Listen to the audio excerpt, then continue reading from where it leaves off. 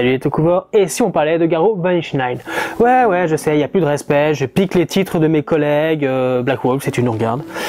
Voilà, donc déjà, petit retour. Si vous êtes friand de notre site, vous êtes un habitué, vous allez devoir que depuis le début donc, de Garou Vanishing Line, diffusé actuellement sur Wakanim, si vous voulez le suivre, si ce n'est pas déjà fait, vous n'avez pas vraiment d'excuses. Eh bien, je fais des reviews donc des différents épisodes qui sont sortis. Et donc là, eh bien, on va parler de l'épisode 9. Donc pour les 8 premiers, direction le site. Oui, je sais, je suis méchant. Mais bon, c'est comme ça.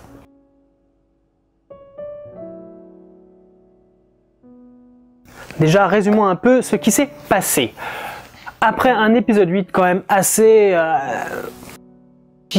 du bon Garou, on commence l'épisode 9 avec l'enterrement donc de la sœur. Donc beaucoup de tristesse, de larmes, et Short de son côté revisite à Luke qui a survécu et décide qu'il faut faire quelque chose, faut pas que ça se reproduise parce que vu les dégâts de la ville suite à leur combat avec l'Ankou Kishi, ça craint. De ce fait, il reçoit une mission, c'est-à-dire qu'il doit partir vers l'ouest, d'où venait apparemment Knight, et il doit emmener Sophie. Je sais, normalement son nom c'est Sophia, mais je dis Sophie parce qu'en fait ça vient plus facilement, et je comprends les japonais à ce niveau-là. Donc pourquoi il emmène Sophie? Tout simplement parce qu'en fait le roi d'Eldorado est à sa recherche, donc elle servira d'appât. Mais ça me rappelle quelqu'un ça, mais qui? Quelqu'un n'a pas pour un garrot, un appât pour... Je vois pas, je vois absolument pas, bref. Donc du coup ils vont préparer leurs affaires, donc de ce côté Schward dans son minuscule appartement va recueillir les derniers conseils de Felong, et de son côté Sophie s'introduit dans l'orphelinat pour récupérer quelques dessins qu'elle avait fait sans doute pour la sœur et visiter aussi sa chambre.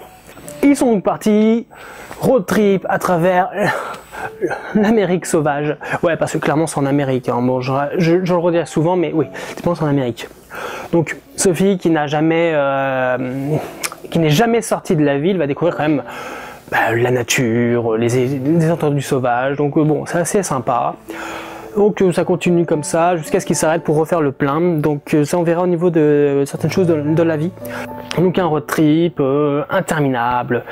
Sophie a l'air d'être un gros boulet selon Zaruba, et elle s'arrête même pour soigner un fan, jusqu'à ce que la mère du fan vienne le récupérer, et là Sophie éclate en larmes parce qu'elle se rend enfin compte que elle a perdu le dernier membre de sa famille, donc ça la rend triste. Elle va passer la nuit à discuter avec Schward, et au petit matin, eh bien, elle est de nouveau énergique, et on est reparti vers l'ouest. Voyage vers l'ouest. Et là, on change complètement de décor. Là, on voit Knight avec deux autres personnes dans un bar. On va dire bar, donc potentiellement, ça va être une salle dans le QG des Aurores, enfin d'Eldorado. Il présente le fait qu'il a rencontré un garrot, donc la femme, parce que le personnage est une femme, la femme a l'air très énervée et elle dit que non, personne ne touchera à King, voilà, pas même un garrot, personne. En tout cas, Knight attend l'arrivée de Garou parce que oui, il veut encore se battre contre lui. Voilà, donc rapidos l'épisode c'était ça. Techniquement il ne se passe pas grand chose, et donc on va voir ça tout de suite dans la vie.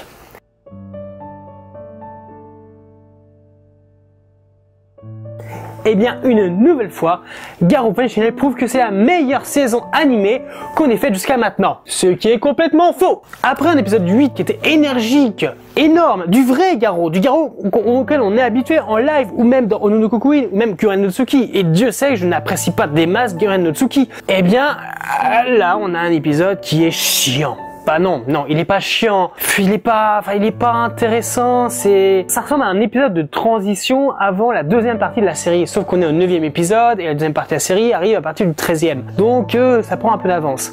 Après, pourquoi pas, si on n'a pas le droit au traditionnel épisode où les seiyuu parlent de leur expérience, blablabla, généralement c'est l'épisode 12 et demi. Si on n'a pas cet épisode là, et ça ils le mettent au niveau du numéro 9, et qu'à partir du 10 et jusqu'à la fin, jusqu'au 20e ou peut-être 25e épisode, épisode, j'ai plus rien à dire, ok, moi je suis preneur. Mais pour le moment, l'épisode est inintéressant.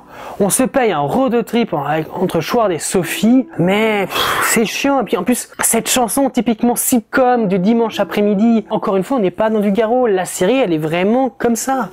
Les 3 premiers épisodes, encore, je veux bien. On a introduit les personnages, tout ça, mais à partir du 4e, il fallait envoyer la purée. Et la purée, elle était envoyée à partir de la deuxième partie du 7e épisode et dans le 8. Et là, on redescend complètement. Donc je suis désolé, non, c'est pas top. Et puis je suis désolé, Zarouba a raison, ouais. Sophie, c'est un boulet. Je vais pêcher des poissons. Oh, je vais m'occuper d'enfants. Mais à côté, il y a Schwartz qui dort en slip. Pédobert. Bon, après, il y a quand même des choses, non mais j'exagère, il y a quand même des trucs intéressants, et surtout cette dernière scène. Cette dernière scène, j'ai l'impression en fait l'épisode n'existe que pour celle-ci. Ah mais clairement. Alors, on a trouvé 2 nouveaux personnages. Déjà, a priori, ça va être des aurores. On doit être dans un club, enfin dans une salle en tout cas, très bar, hein, j'avoue, qui me rappelle d'ailleurs le Lucky Clover de Kevin Fives.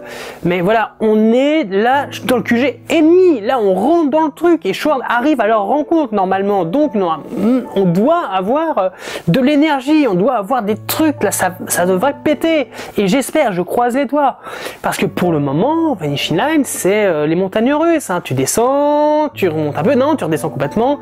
Enfin voilà, il y a plus d'épisodes inintéressants où le Chevalier d'Or, il est inexistant, il apparaît 2 secondes, c'est pas normal. Mais voilà, moi c'est dans les scènes, j'étais oula, ok, moi je m'accroche à mon fauteuil, là c'est parti. Bon, voilà, non mais comme je dis, hein, j'exagère. Il y a aussi après le diner Mackay, on a la station-service Mackay, pourquoi pas. Bon, ceci dit, on relève quand même le clin d'œil méga assumé à Cindy de FF15 quand la serveuse se ramène en maillot de bain casquette. Sauf qu'elle, elle a tombé la veste, hein, donc pour les petits coquins, hein, ça fait plus plaisir. Mais moi j'étais comme choqué quand, oui, il faut refaire le plein de Zarouba. C'est toujours douteux quand je dis ça, c'est hallucinant. Elle te sort un espèce de tuyau énorme avec une tête de serpent ou de dragon et tu fais... On voit l'embout, donc voilà, de la pompe à essence, quoi. Tu fais ok, elle va étirer, enfin elle va replier les 2 mâchoires et elle va rentrer ça dans le réservoir de Zarouba. Non, le réservoir il s'ouvre et en fait elle enfourne toute la tête dedans, c'est... No comment. Voilà, donc l'épisode c'était ça, donc épisode 9 qui fait redescendre la sauce après un 8 juste génialissime, du vrai garrot dans le 8, et là on retourne dans les travers depuis l'épisode 4. C'est-à-dire des épisodes qui sont pas inintéressants, mais qui sont relativement dépourvus d'un vrai intérêt dans une série qui s'appelle Garrot. Voilà, et écoutez, c'était ma review. Dites-moi surtout ce que vous avez pensé de l'épisode dans les commentaires, vous pouvez réagir, hein, on pourra en discuter, il n'y a pas de souci. Réagissez, commentez, likez et à bientôt les Tokuvar.